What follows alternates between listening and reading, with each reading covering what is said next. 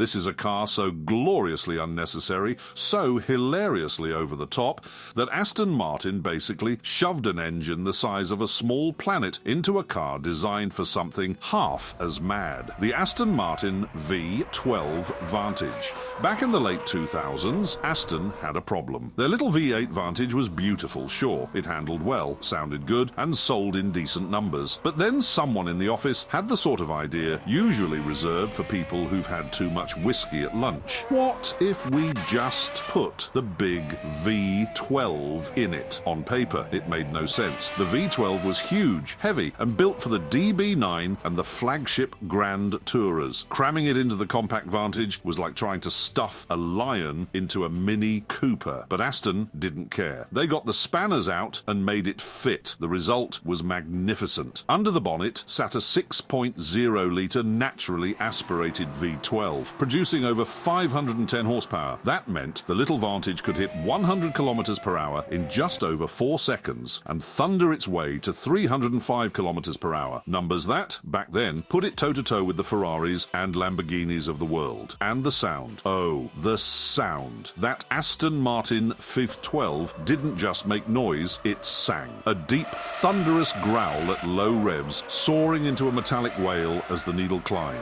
It was the kind of soundtrack that made tunnels irresistible and made your neighbours hate you with passion. But it wasn't just a straight-line monster. Thanks to a stiffened chassis, sharper suspension, and an old-school 6-speed manual gearbox, the V12 Vantage could dance. It wasn't delicate, more like wrestling a very angry tiger, but once you got the hang of it, it was sensational. The best part? Aston didn't build it to chase records. They built it because they could, because sometimes the most sensible thing you can do is something completely insane. The Aston Martin V12 Vantage wasn't perfect. It was cramped, a bit twitchy, and absolutely terrifying in the wet. But that's what made it brilliant. It was Aston at their best. Beautiful, brutish, and utterly mad.